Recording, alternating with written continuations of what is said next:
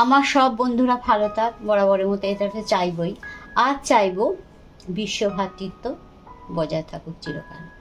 আজ আমার কবিতা কিশোর কবি সুকান্ত ভট্টাচার্যর পয়লা মেয়ের কবিতা। এই পয়লা মে কথাটার প্রসঙ্গ আসতেই মনে পড়ে সেই আন্দোলনের কথা, যে আন্দোলন শুরু হয়েছিল 1886 সালে পয়লা মে আমেরিকার শিকাগো শহরে।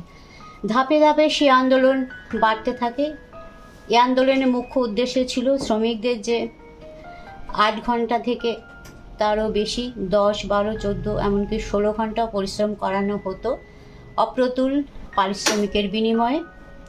তার বিরুদ্ধে সোচ্চার আন্দোলন ধাপে ধাপে বেড়ে যায়, প্রায় সমগ্র পৃথিবীতেই ছড়িয়ে পড়ে এবং পরিশেষে শ্রমিকদের এই দাবি মেনে নেওয়া হয়। 8 ঘন্টা পরিশ্রম, 8 ঘন্টা বিনোদন এবং 8 ঘন্টা বিশ্রাম।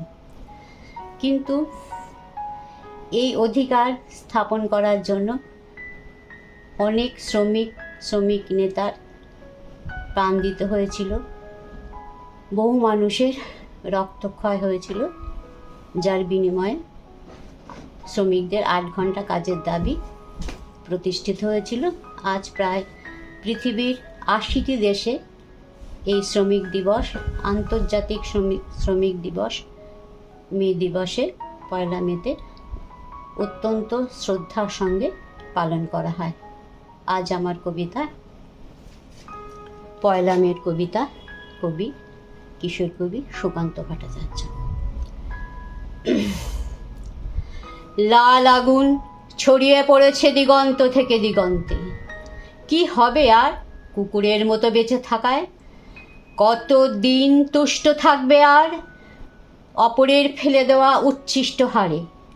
মনের কথা ব্যক্ত করবে ক্ষীণ অস্পষ্ট কেউ কেউ শব্দে।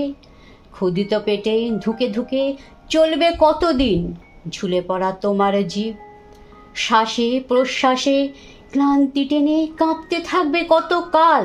মাথায় মৃদু চাপড় আর পিঠে হাতের স্পর্শে কতক্ষণ ভুলে থাকবে পেটের ক্ষুধার গলার শিকলকে? তার চেয়ে পোষমানাকে অস্বীকার করো বর্ষতাকে। চলো শুকনো হাড়ের বদলে সন্ধান করি তাজা রক্তের। তৈরি হোক লাল আগুনে ঝলসানো আমাদের খাদ্য। শিকলের দাগ ঢেকে দিয়ে গজিয়ে উঠুক সিংহের কেশর প্রত্যেকের ঘাড়ে।